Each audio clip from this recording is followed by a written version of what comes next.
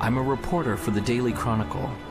If there's one thing that I've learned throughout my years as a reporter, it's that the end of the story is rarely the end of the story. In fact, sometimes it is just the beginning. This is a story that was the beginning for me. Although we only met for a brief moment and there was only one word exchanged between us, my life was changed forever. Hello, I'm the reporter from the Chronicle. Come in. Thank you. The interview was with Vincenzo Vivaldi, the world's foremost violinist and composer. I admit I didn't know much about him, but I had my questions at the ready. How did he become such a success? How did he create such a legacy?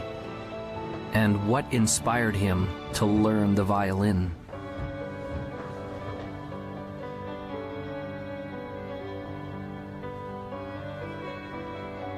I felt as though I was stepping on sacred ground when I entered the old man's room. I could feel that his time to depart was drawing nigh.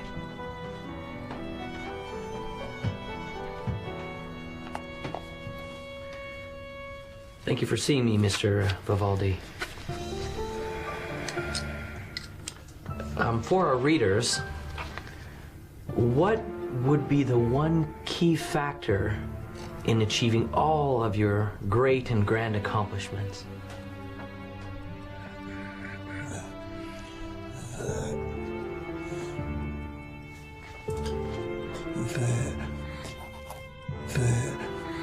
The opus.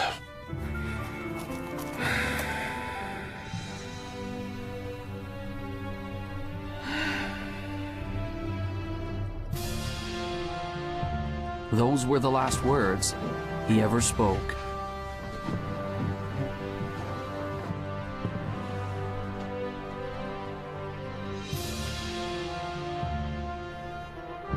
As I left the house that day, I now had a greater question than when I had arrived.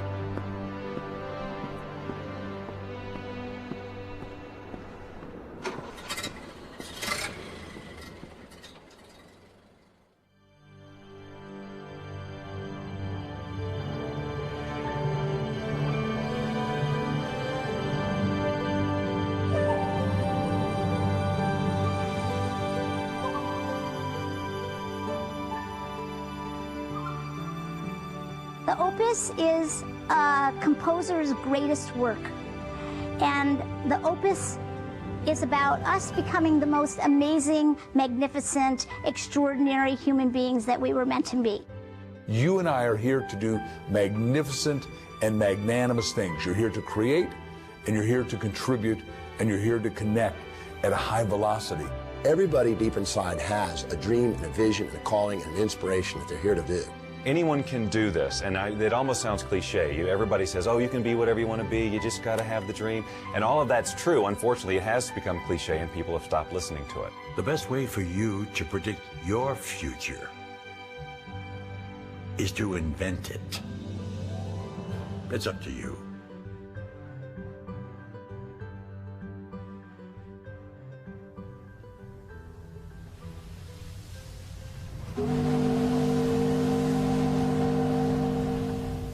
Vincenzo came to America when he was 7 years old.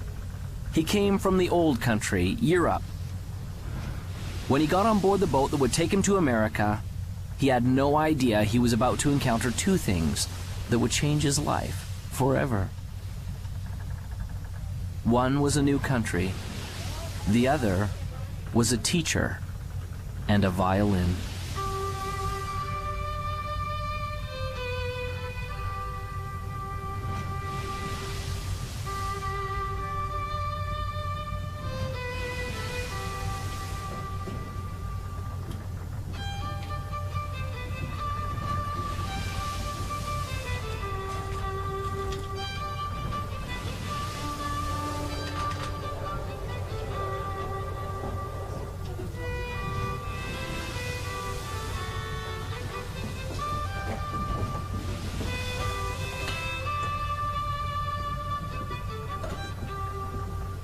As the boy listened, He was captivated, and in his heart he knew that one day he would play this song.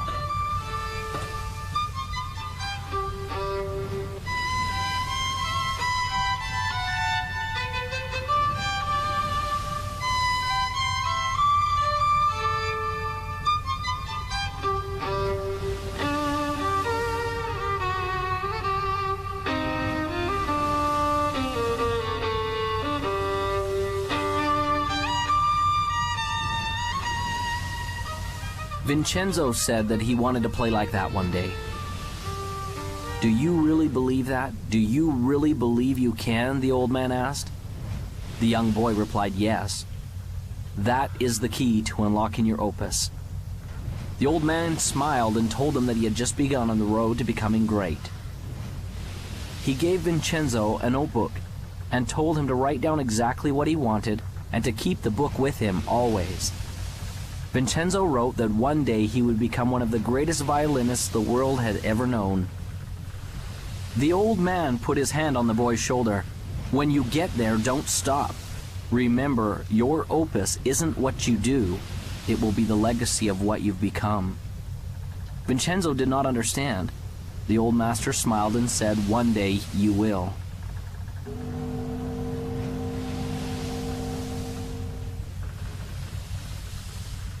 As Vincenzo left the old man, he was grateful, for he had been given a great gift.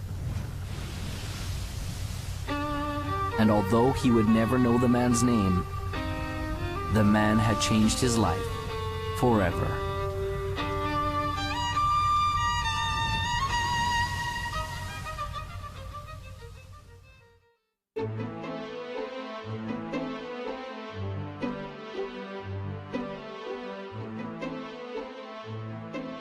Vision is all about who you've decided to be, as if you had a magic wand that you could wave over your life, that you could actually be and do and have everything that's important to you, where you could be fulfilled and you could be in rich relationships and you could be abundant, attracting wealth and all the great things that we all want in life.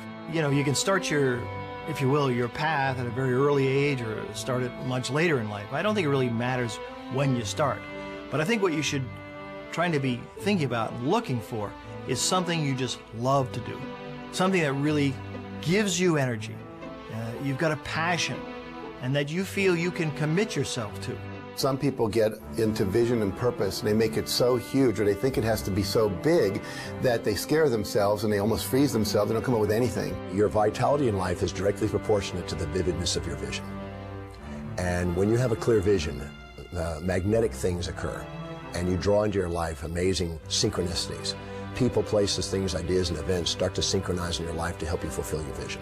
The law of attraction just says that anything we think, feel, say, and do, we attract to us. So we're always creating through what we're putting out in our thoughts, our feelings, our words, and our actions.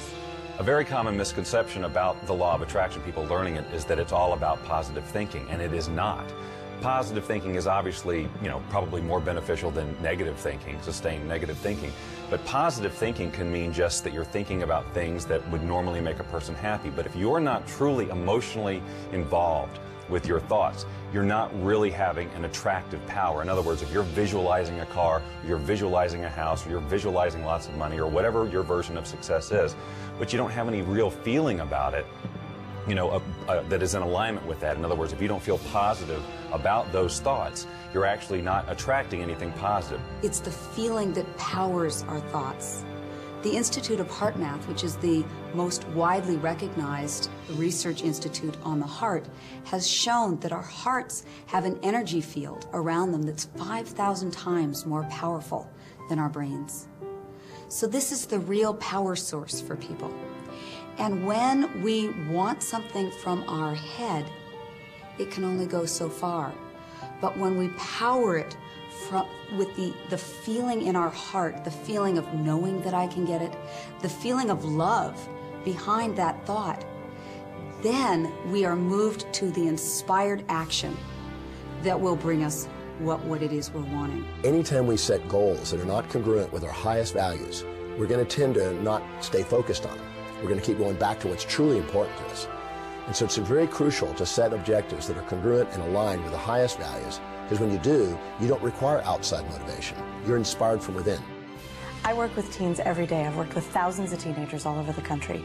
And what I know to help teenagers love and believe in themselves and have that success-driven vision that so many adults have is the very first thing you have to do is be original. Be yourself. Don't conform, don't transform. Find your own original gifts. You have them, you have so many, and lead with those. Belief in yourself is the first step to anything great. If you don't believe you can do it, you're finished even before you get to the starting line. You see it all the time in grade school. The kids line up to run the 100-yard dash. They all start off pretty good, but as soon as one or two of those kids pulls ahead, you see a few in the running literally slow down and sometimes stop. That's because when those kids see someone pick up speed, they begin to doubt that they'll ever catch them. And their brain says, what's the use? And suddenly they believe it. Here. And everything slows down. I started out in a life of welfare and poverty and became the 25th wealthiest person in America. That would be an extreme that most people can't even comprehend, let alone relate to. And it all started because I believed in my own possibilities. Whatever we believe, we become. I don't really think we know what we're capable of. There's incredible potential in all of us. And I mean in all of us, not some of us, all of us. If you find your passion and that energy wells up in you, and if you can dream and start to get committed to that dream and that vision, then you can be successful and far beyond what you ever thought you could. It is okay to believe in yourself. Start now. Start today. You are the greatest you that will ever be.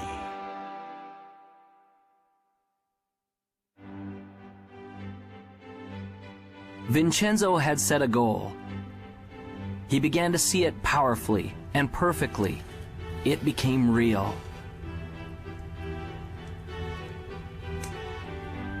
He experienced it in his mind and in his heart. He was living it vividly as though it had already happened.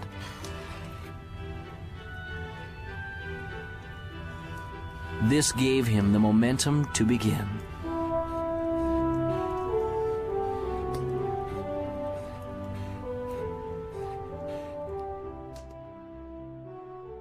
I think that the only way you can get to your goal is by having a clear vision. And I feel that that clear vision doesn't necessarily come from your head, but that it comes up from inside of you. That the more we access our gut feeling, the more that we access our core individuality and listen to what it is that's wanting to be said through us, then we have a clear vision of what we're about.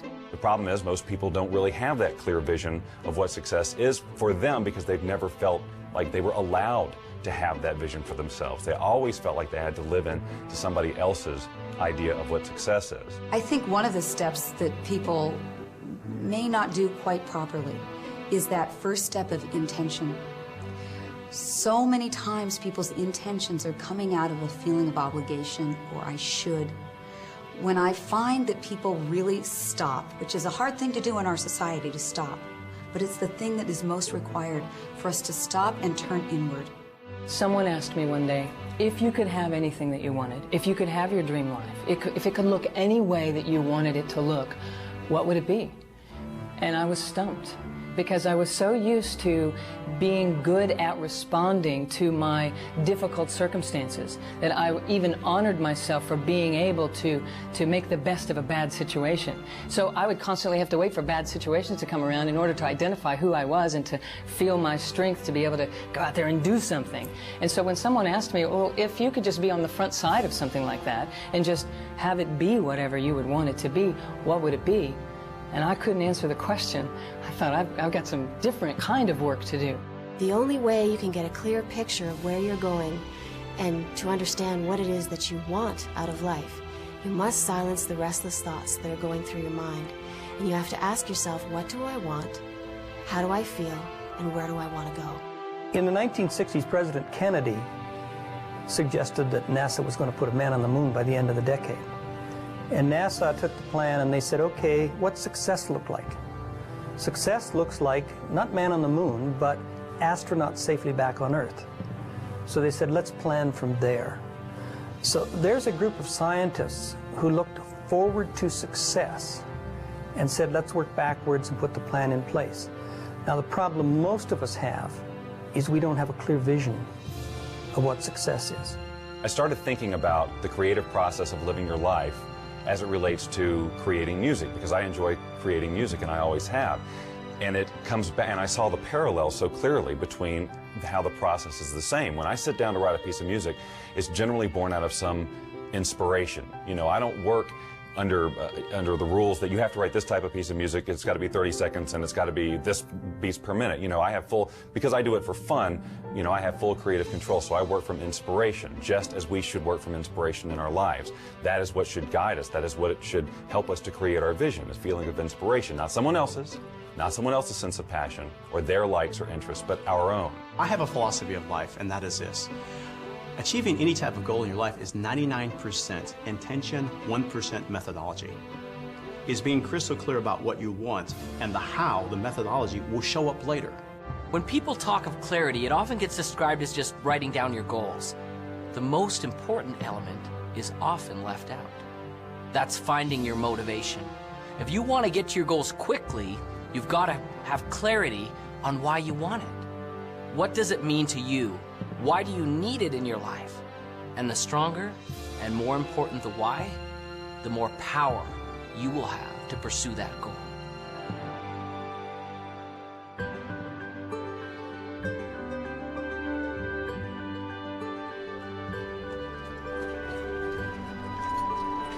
Finally, the opportunity came for Vincenzo to have his violin. The moment he saw it, he knew that he had to have it. A loving mother felt the same way.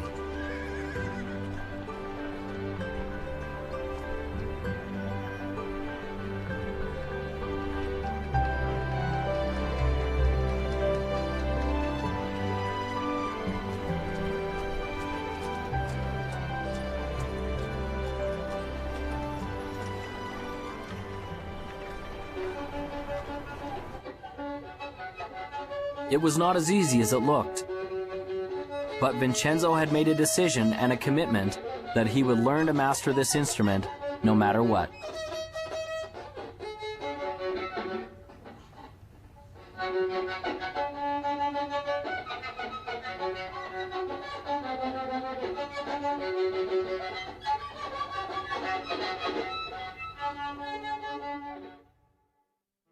Finding your clarity starts from first setting goals, not just thinking them, inking them, writing them down, having that vision board. Put those things on your board, the way you picture your life to be, the lifestyles you want. It's okay to brainstorm it. Start with an idea, oh, I've always wanted to do this, and flesh it out. Really describe what you want your life to be. You may find that it evolves even as you write, and that's okay. Take the time to decide what you truly want, because it isn't until you do that that you're going to be able to stabilize any sort of vibration around it from a law of attraction point of view to attract that into reality. When you're in the achievement process, what is your greatest moment? Some people think that it's when you're at the finish line, or at the top of the mountain peak, or when your bank account has finally reached that bulging, overflowing amount. If those are your goals, then those moments when you get there may be exciting, there's no doubt about that. But that isn't your greatest moment. Your greatest moment can be measured by three things that make it great. What moment will have the longest effect on your future life? What moment will carry the greatest future consequences? And which moment will have the farthest reaching impact on you and those around you? Your greatest moment, therefore, becomes the moment that you decide. Decision changes everything.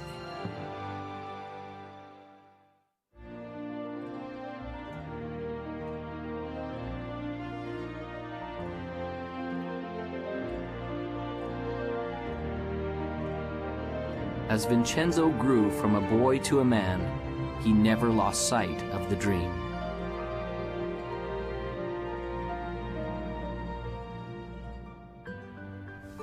Vincenzo worked and saved his money to pay for lessons for his violin. He's doing it again. Thinking about everything except what he's supposed to be doing.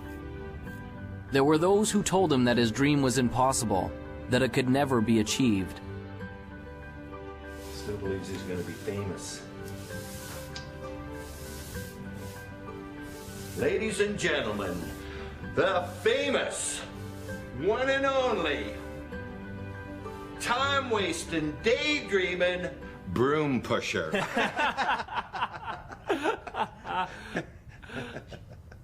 But he remembered the words of the old master on the boat. Do you really believe you can? That is the key to unlocking your opus. Vincenzo! Sweep the floor, boy, sweep! Vincenzo gained courage and continued forward.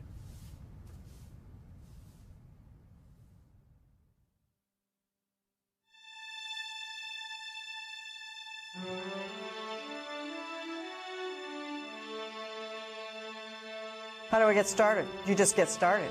Most people wait. They're waiting for their time. Wait till I know more. Wait till I do more. Wait till I learn more. Wait till my time is right. Your time is now. So just get started. You can't sit on the couch and eat potato chips and expect things to happen. You visualize and you materialize, yes, but you must act. A mediocre plan today is far better than a perfect plan tomorrow, because tomorrow never comes. We all know that New Year's resolutions last 30 days or 3 weeks or 3 days or for some people 3 hours. And that's a result of this great commitment. And what I want people to do is to step back and, interestingly enough, to essentially dial it down. Focus on what you can do, not what you could do. If you can't get the big picture, start with the small stuff. A decision isn't something you take lightly. It isn't a wish or simply saying, I'd like to.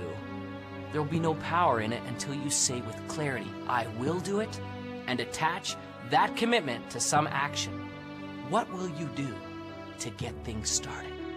I'm a big believer in planning, partly because my first career was in the television industry. And if you don't plan a program, you're asking for a disaster. And that's not to say that you set a plan down that's absolutely rigid, but you put a plan down that you can then change and adjust as you need to when you're going through the production. Same thing with the writing of the music. I start with an end in mind in terms of how I want to feel, but I don't have every note already written in my head. That's what makes this process so fun and creative, because the minute you feel like you have to go here because that's where you said you were going to go in the first place, the song has to sound like this because that was my original vision, you cut off all sorts of possibility. You don't have to know everything before you get started. Top achievers never have all the answers, and they also don't wait for all the answers to come until they get started. They just get started. They don't let questions paralyze them. They understand how to face the unknown and have the courage to do new things without all the answers.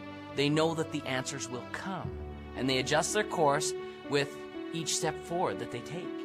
Most of the answers come in the action, not in the calculating. You've got to learn that too. When you're up against the unknown, remember this phrase. Top achievers are not perfectionists. They're improvisers. Get started. It's hard to start. It's scary. And I know I've seen in my own life that some people they're just waiting for everything to be perfect. There is no perfect time. You never have a perfect plan. But you need to move forward. If you're convinced and you're passionate, it will develop. Have some faith. It can happen. It will happen. You got to stay positive, but you got to keep moving forward. And you got to keep moving forward knowing you don't have all the answers. I wanted to be a fighter pilot my entire life, but back in 1986, there was an experience which pretty much dashed my hopes up against the rocks. Back in 1986, the movie Top Gun came out, and you'd think that would be a source of motivation for me, but really what it was everybody else at that point now wanted to do the same thing that I wanted to do. Everyone wanted to become a fighter pilot because they all wanted to be just like Maverick. And what I knew back then was I was a pretty average guy. I knew that the people who were ahead of me were smarter, faster, they were stronger, and I thought, man, I'm not going to be able to do this anymore because all these people now want to do what I want to do. You know, we're being honest here, so I'll just tell you, I failed kindergarten.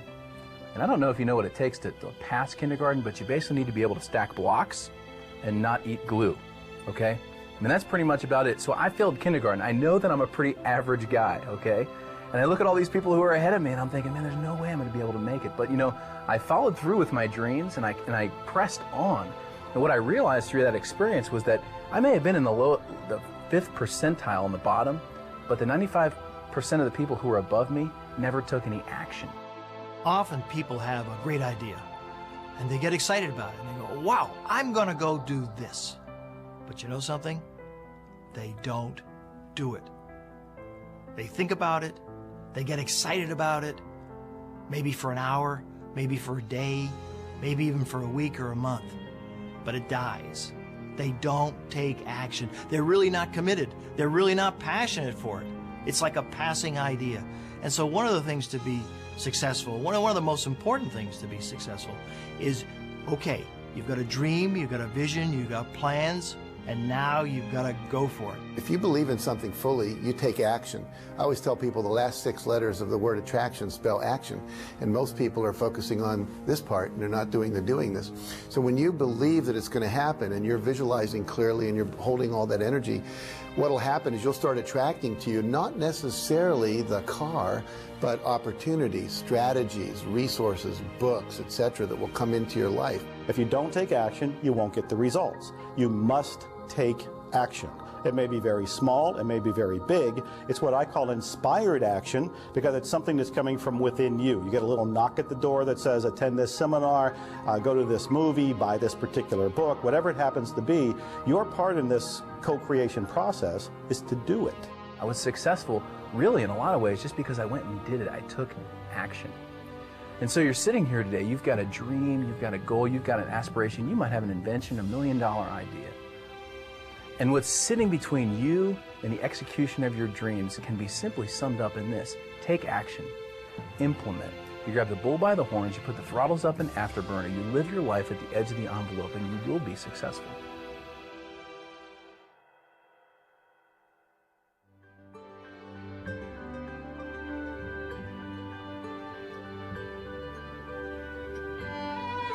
Vincenzo continued seeking additional understanding and education wherever he could, surrounding himself with other masters who could help him find his gift and develop his passion. This required effort and work.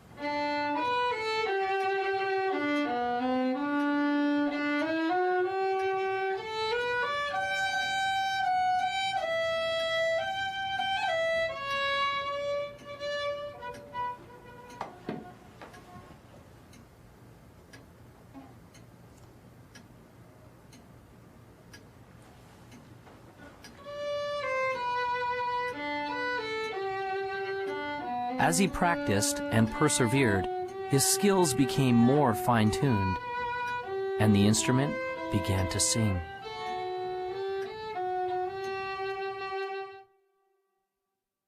Whatever you want to do, whether you're an athlete, whether you're in business, whether you're a pilot, if you want to be successful, there are heroes, there are masters, there are people who have been successful before you who will be willing to teach you how to get where you want to be. You don't need to fly solo in this life. If you have any goal that you want to achieve in your life, the first thing I would invite you to do is surround yourself with people who believe in what you do. And sometimes those people, they're not your family, they're not your friends, they're not your coworkers. You actually have to create that. You have to create your own, what I call your own mastermind, your own board of directors of people who will support you. My adage is that if I'm ever in a room with 5 people, I want to be the dumbest one in the room. I don't want to be the smartest guy in the room. I want to be the dumbest one in the room. If I'm the smartest guy in the room, then I'm not listening to anybody. Then I think I already know it. Then I think they're not capable of teaching, training, sharing, or giving me anything of value. But if I think I'm the dumbest one in the room, then all 4 of them are brighter than I am. And I can learn from any one of them. And what that causes me to do is to shut up and sit down. And get a chance to learn, because most of us are talking so much, we aren't listening. I like the idea of modeling other people's success up until the point where you reach something that, hey, this isn't me. It's not me to model this guy like that. Because if you try, it will not work. You'll send out this really weird field of resistance and things will not work for you, no matter how successful that other person is. So I model lots of people, but not one particular person. I will look for things that they do and say, I can incorporate that into my plan for sure. This guy over here, no, not so much. This is where I leave him and go to somebody else.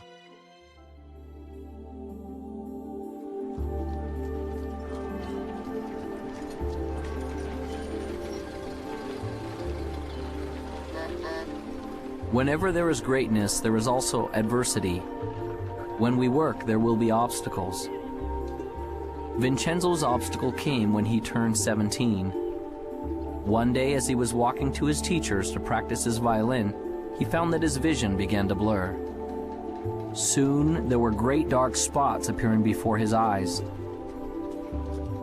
And one day, he woke up totally blind. He could not see. This proved to be a big adversity.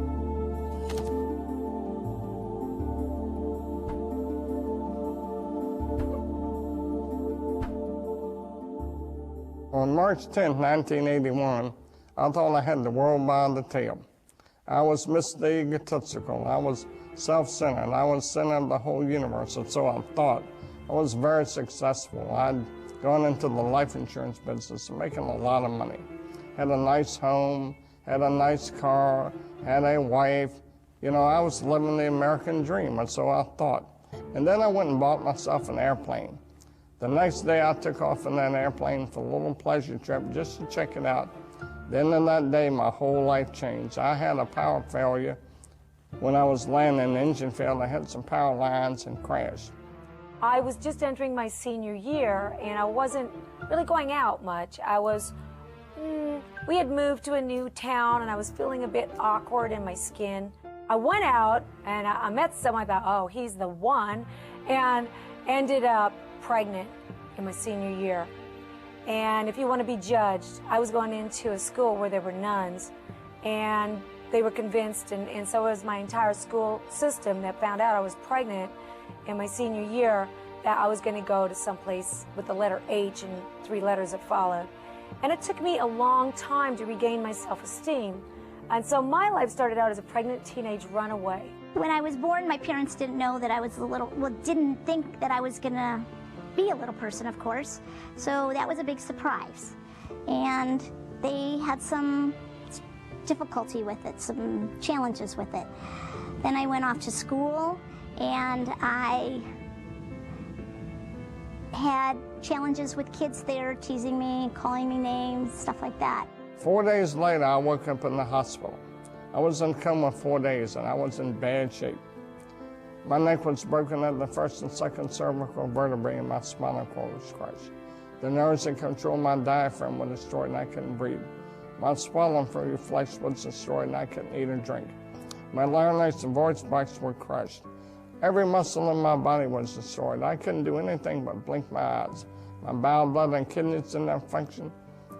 I lay there for 8 months in that hospital. All I could do was blink my eyes. The doctor said it was hopeless.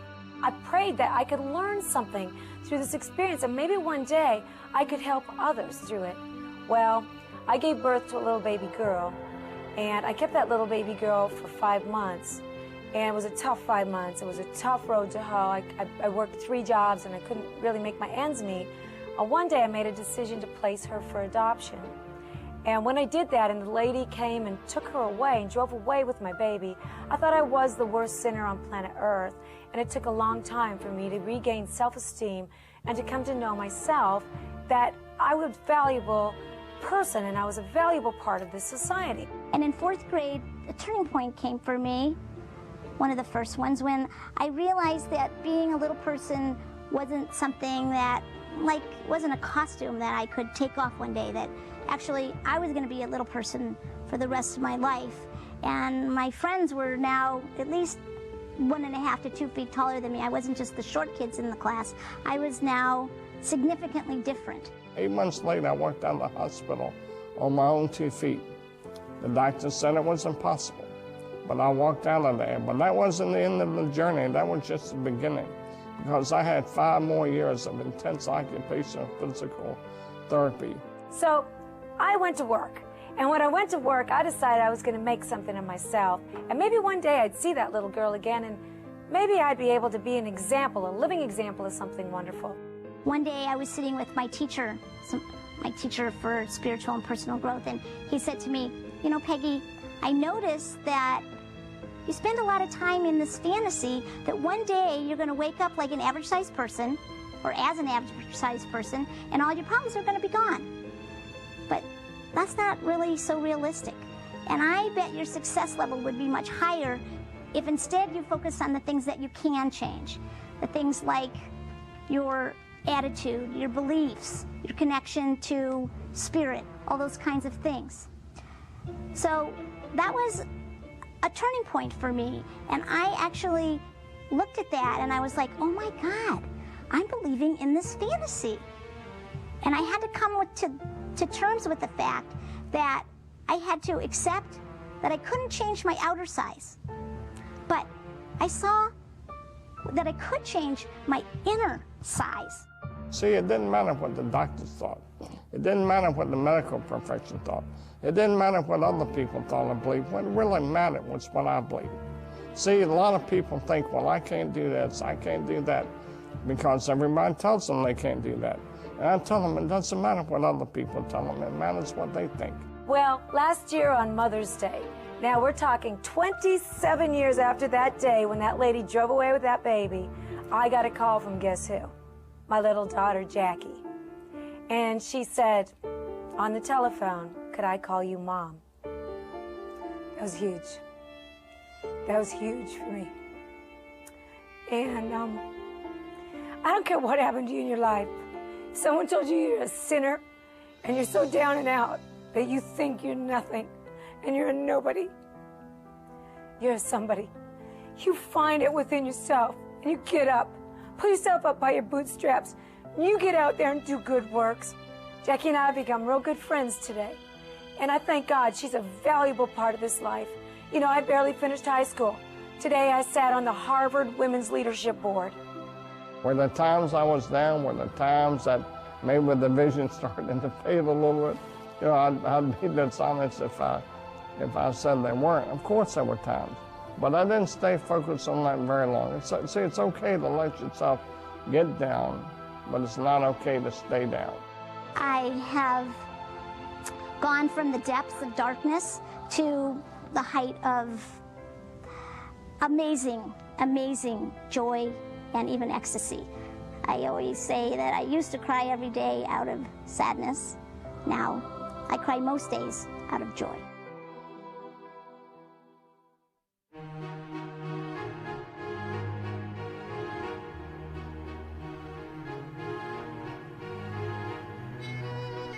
Vincenzo continued to practice his instrument.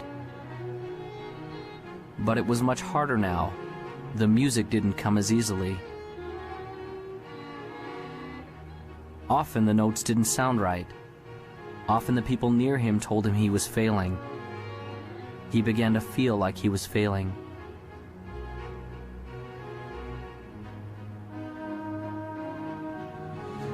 I can't.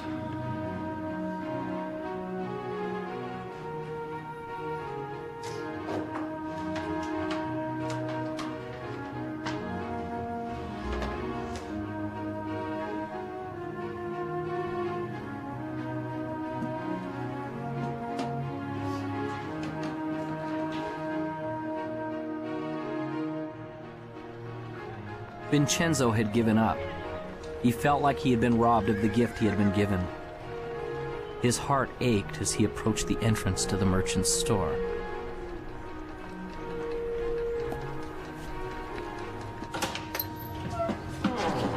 Hi, Vincenzo. A surprise. What brings you here? I'd like to sell my violin. Those were the most painful words that he had ever spoke. Are you certain about that?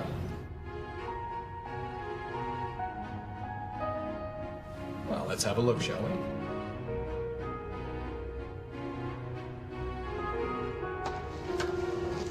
Oh my.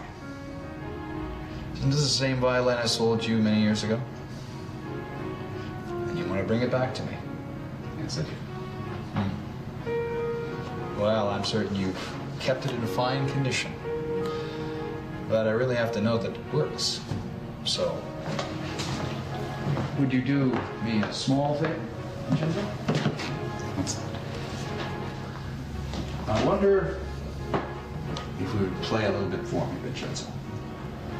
I don't have my music with me. Sometimes we don't need sheet music. Sometimes music is in the soul. So, just once for me?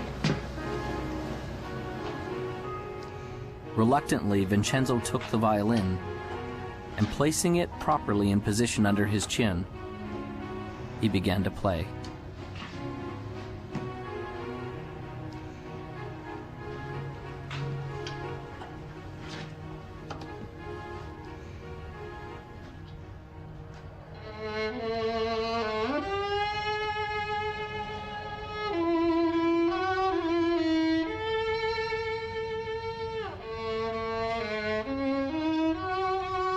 He began playing slowly at first, until his heart began to play the notes.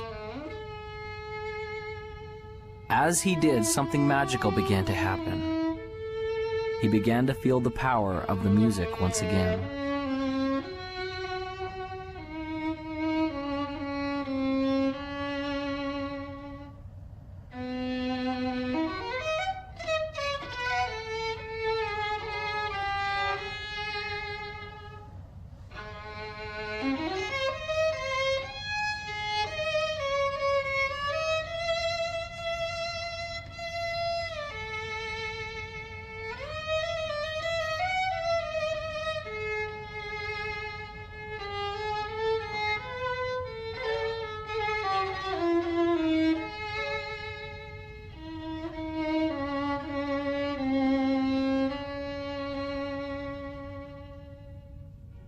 When he had finished, a change had taken place, and there was hope. I can't sell you my violin. I thought as not. You keep the violin, Vincenzo, and play, all right? Vincenzo left the shop with a resolution that he would never again give up on his dream.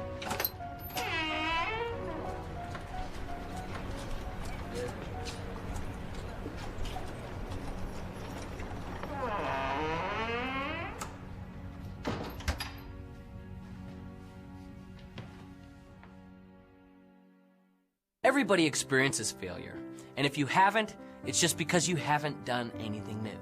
Because everything new requires failure. It's just a fact. In education, there's a term designated for new learners. It's called the J-curve, a J. When we start, we may begin here. As we begin to implement the new experience or information in our life, we initially struggle, or perhaps even fail. But as we learn the lessons from our failure and are persistent, we become competent and very successful with our new lessons or experience. And as we get competent, things go up dramatically. That's a J-curve. Most things in life come to us that way. So as we encounter feelings of frustration, we need to understand that it's normal, and we will get through it if we persevere. There was a software executive who made a huge error, costing the company millions of dollars, and this is a true story. Millions of dollars at this one mistake or one failure he had made. So he went in, he was called in to see the chairman and the CEO, and of course he brought his resignation letter, and he handed it to the chairman, and the chairman said, what are you doing? We just spent millions of dollars educating you. You can't leave us now. Now, not every employer is going to be that compassionate, but the universe is. Every one of us gets rejected, and what you and I need to do as individuals is reject rejection. Make yourself rejection-proof. When Jack and I started Chicken Soup, we spent 3 years writing it, and then we tried to sell it. We went to New York with a great agent, and 33 publishers all said, hit the road, Jack. And then we went to the BEA, Book Expo of America, and we went booth to booth to booth to booth, and 144 people, some totally said, buzz off, you guys, that's sappy little stories. They're never going to sell. They're too nice. The secret word that every winner knows is called N-E-X-T, next. You're going to meet obstacles. You're going to see adversity. It's going to happen to you. I guarantee it. So what gets you through it? It's your passion, it's your energy, it's your commitment to this game plan. And wow, it can be very, very exciting. I have never met a successful person who hasn't failed. Never. Not in the course of my lifetime, not in the course of my reading, not in the course of my studying, not in the course of mankind. Have I ever met a successful person who hasn't failed? Now, the difference between successful people and people who are unsuccessful, because we all will fail, is successful people learn how to deal with failures. They learn how to accept it and embrace it and understand it and learn from it. And it doesn't become a negative to them. It becomes a learning. It becomes an education. It's a tuition they paid for the education they got. You get a challenge or something you think is a setback. It's only a setback in your initial perception, and only when you don't stop and look at how it could serve you. See, the master is the one that takes whatever happens in their life, supportive or challenging, and asks how does it serve them and their mission. Because it's never what happens on the outside, it's always how you perceive what's up on the outside. So if you can take a challenge and you say, okay, so how am I going to use this to my greatest advantage, and what are the benefits that I'm going to get from this, and how is it going to help me fulfill my highest values, and how is it going to actually give me a step forward? If you ask that question and answer that question, it's not an obstacle. An obstacle is only when you've chosen to see only the drawbacks without the opportunities. Some people are so worried about failing, they don't start. And so one of my friends says, you don't have to get it perfect, just get it started. And then in the process of doing it, you will learn. What is failure? That's easy. It's not trying. It's not getting in the game. It is thinking about it and not doing. You know, you cannot fail if you try, if you get into the game. You know, I like to use the analogy of a missile. When I shoot a missile off of my airplane, all missiles initially, they just come off straight. And any engineer will tell you that a missile actually requires mistakes. It actually requires errors in order to become successful at hitting its target. And so as a missile comes off the airplane, if you've got a plane that's going in this direction, the missile comes off and it sees that the airplane that you're trying to shoot at is going this way. It sees that it needs to correct that way, and it makes a correction. Then it makes a smaller correction. Then it makes a smaller correction, and next thing you know, it hits the target. The same is true with us. You know, we've all got dreams. We all have a target, and we all have goals. A failure-minded person goes down the road towards their goals. They hit that first obstacle, and they go, I'm a failure. I always fail. And they turn around and they give up their dreams. A success-minded person hits that first obstacle, and they go, you know what, I'm going to be successful, and they make a correction just like that missile. They hit the next obstacle, and they make a little bit other correction, just like that missile. And next thing you know, they find that they've zigzagged their way to their target, to success. When I was learning to walk, my parents didn't say, oh, Jack failed after 7 tries, let's give up. They said, just, you know, keep coming, boy. However long it takes, you're going to make it. And for me, I've read so many stories about, you know, Thomas Edison, who had 10,000 experiments to invent a light bulb. And when someone said, you failed 10,000 times, he says, no, I never failed once. He said, I invented the light bulb. It just happened to be a 10,000-step process. You're going to have some setbacks in life, some challenges, some difficulties. And those are the days which really test what happens. Maya Angelou says it like this: if there's something in your life you don't like, change it. But if you cannot change it, change your attitude. That is why it's critical for you to work on your attitude and start to have a reservoir from which to draw from before you need it, because you're going to have some days which test you, which try you, which really push you to the edge. And those are the days that you need to make sure that you have a positive outlook, a positive inlook, and a positive uplook, that you are thankful and grateful for all things, even the challenging things, because it is through the challenges that we grow, that we stretch, that we start to become all that we can possibly become. In our society, so often we focus on problems and obstacles and challenges and failures, and those kind of things paralyze us. They cause us to stop because we can't really see beyond that. But the truth of the matter is, if we look carefully, we'd see very clearly there is no such thing as a problem. Everything is a puzzle, and there are answers to puzzles. So when you run up against something that you're not sure of, doesn't mean it's a problem, doesn't mean you can't get around it. You just need to find the right answer for that puzzle. I've decided that every single thing that happens is a success. Everything. There's a learning experience, maybe I achieved whatever the goal was, but I'm going to go after something else. I just learn, grow, and go.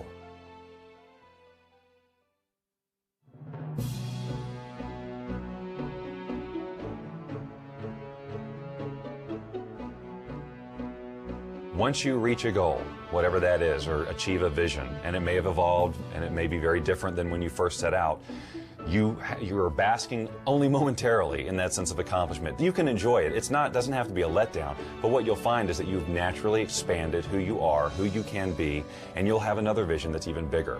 If you want to have like success become an ongoing habit, you know, here I am at the top of my game, 100 million books sold and so forth. For me, it was never about selling books. It was always about making a difference. You can't stop making a difference. You know, making a difference is something that continues forever. It's the little things that you do on a daily basis that get that momentum ball turning. And all of a sudden, after a while, you have so much momentum behind you, you couldn't stop it if you tried.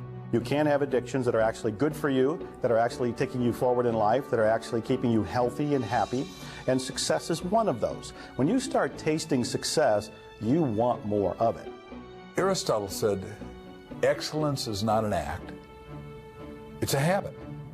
So you get in the habit of excellence, and then you can go as high and dimensional and multi-passionately purposeful as you want, which is, you don't want to just do one thing, you want to do a multiplicity of things, because when the game called life is over, you look back on life, the only thing you get to take with you is your memories. So you want to create a basket full of life memories that are worthy of you, that are valuable, that are vital, that are just exquisitely good. The only difference between people who are happy and those who aren't is their habits. So it's really a very simple thing. It boils down to only one thing. What habits are you choosing day in and day out? And the good news is that every day you get a new choice to pick new habits all day long. Every decision you make in every moment is determining the habits that you'll have today and tomorrow and the next day, and the outcomes that you'll have in your life. So if you want a life that's successful, choose the habits of successful people. If you want a life that's happy, choose the habits of happy people.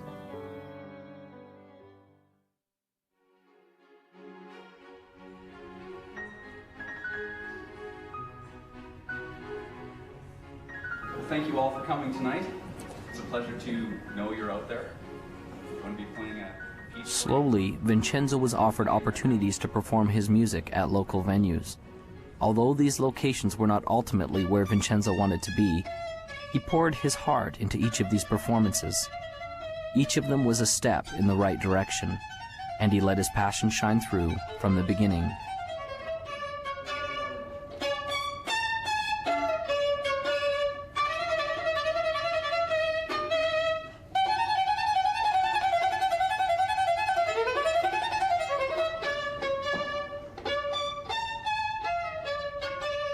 As can be expected, this wasn't always easy. There were times he was afraid, but as he faced each challenge and each frightening moment, he seemed to build momentum and increase in his greatness.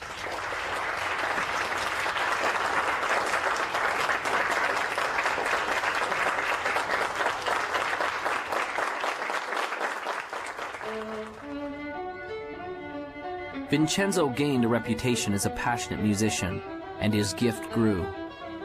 Doors opened for him to begin to play with other masters.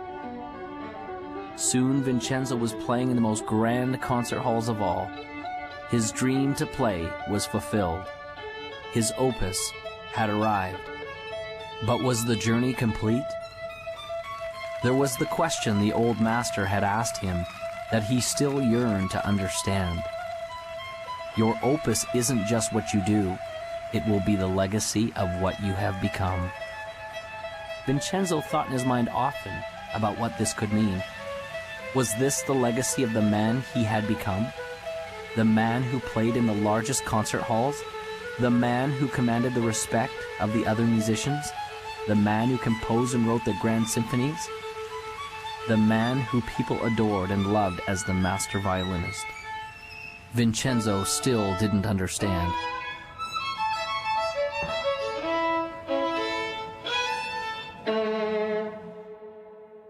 I think we have in our own DNA, sort of this need, if you will, of assisting others and helping them move forward towards their own goals or vision. And some of the greatest rewards in my life have been watching the success of others that I have been associated with. Henry James said that nothing of the senses will ever satisfy the soul. The only thing that satisfies the soul is gratitude and love. And when you have gratitude and love, whatever you're grateful for, whatever you love, you get more to be grateful for and you get to have more love. And so the second you achieve something, you're automatically yearning inside and called inside to ever greater achievements. We're all here for what purpose? We're here to give. We're here to interact. We're here to create. We're here to love and to support. And those are all giving things. Most of the successful people that I know have a basic fundamental philosophical foundation that says giving back is the key to success. A friend of mine asked me recently, he said, what's the purpose of the universe? Now, no one had ever asked me that. You know, life purpose, corporate purpose, all that. What's the purpose of the universe? And I went back to my physics and I thought, well, what is the universe doing? It's expanding. Ever since the Big Bang, it's expanding. I said, well, is it to expand? And he said, absolutely.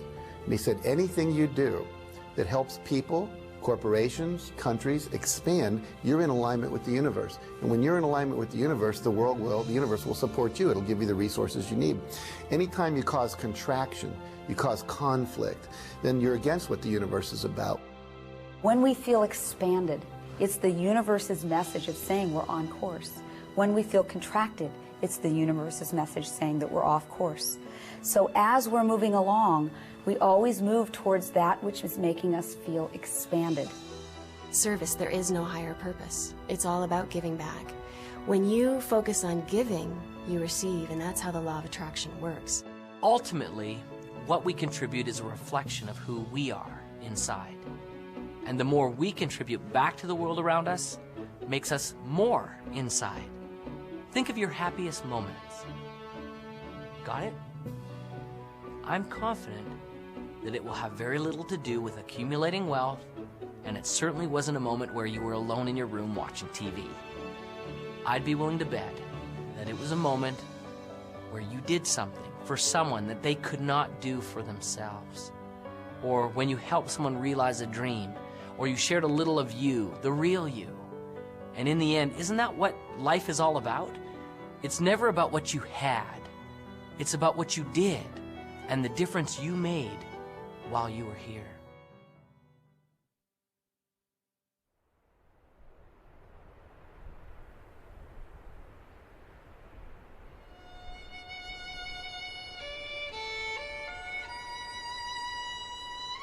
Your opus isn't just what you do. It will be the legacy of what you have become. Vincenzo still didn't understand.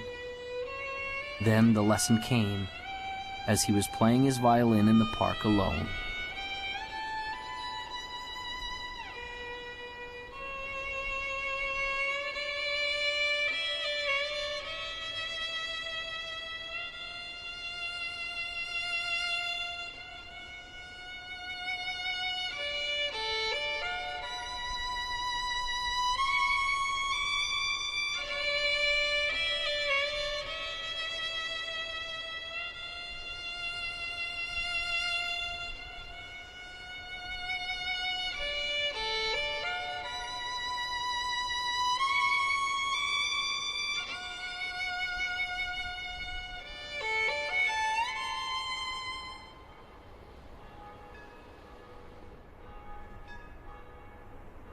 And so Vincenzo passed along the message that had changed his life.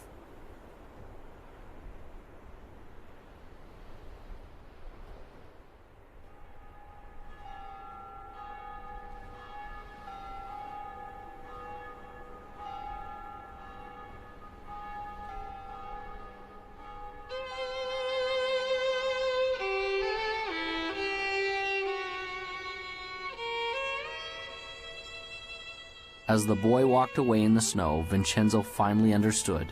It was almost as if the voice of his old friend the master came to him. Remember, your opus isn't just what you do. It will be the legacy of what you have become.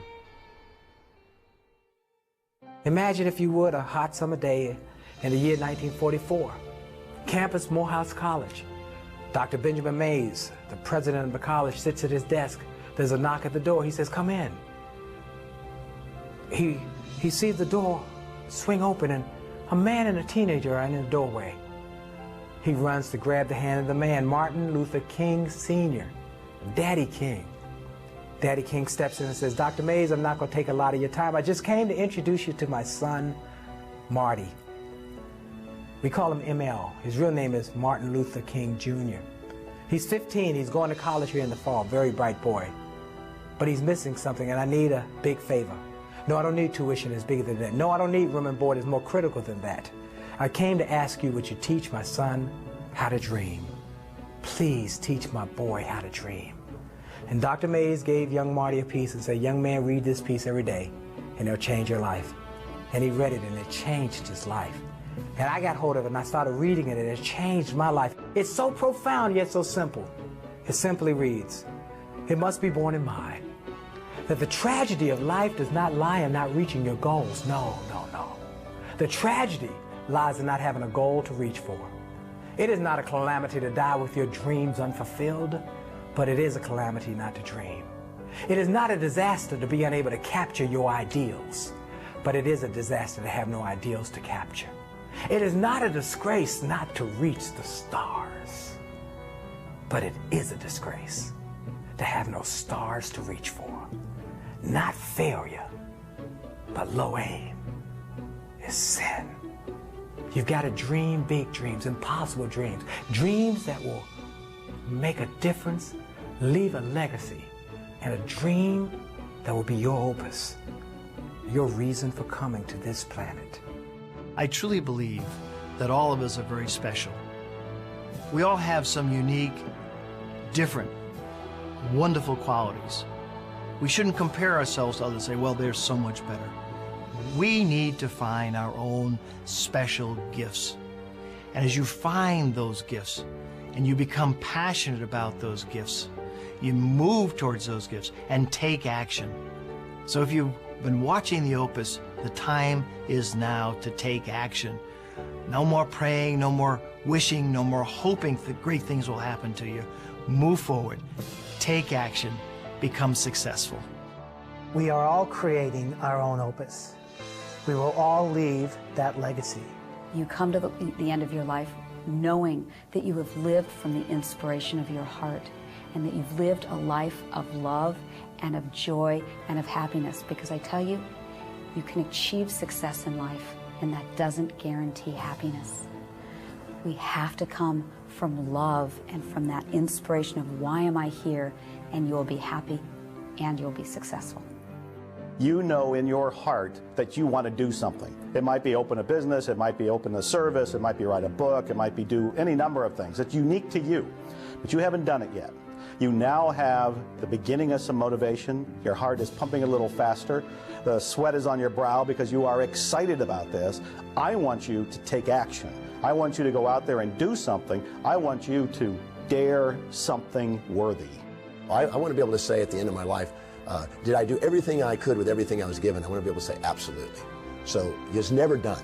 As long as you're green, you're growing. As soon as you're ripe, and you're raw. The joy in your life, the passion in your life, and the success in your life will come when you're brave enough to say, this is me, and then go be that person. Most people tiptoe through life hoping they make it safely to death. And life is more than that. It's more than just tiptoeing from the time you're born to the time you die, making it from day to day. It's much more than that. But yet, most people never realize that. I know that I'm not just a body and a personality, that there's something much, much deeper and greater and actually magnificent inside of me, something extraordinary.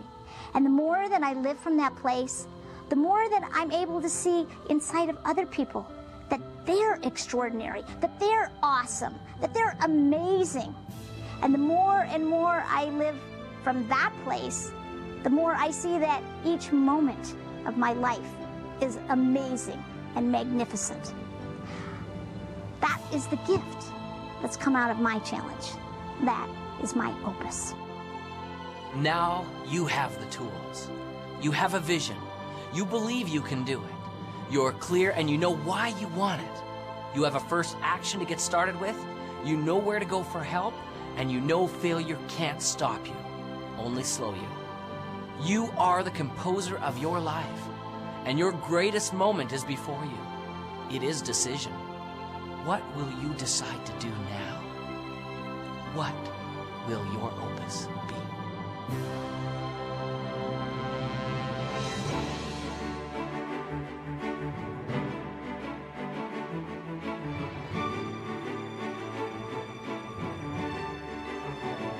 Your opus isn't just what you do.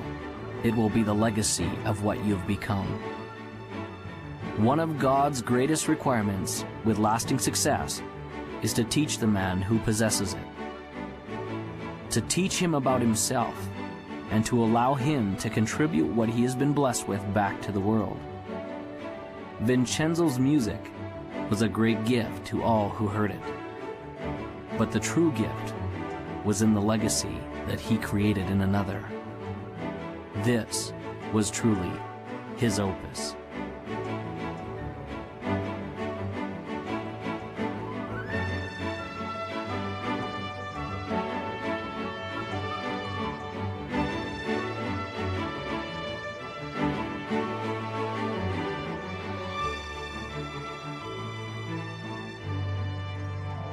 And now, as time passes, there's a question that each of us must ask ourselves.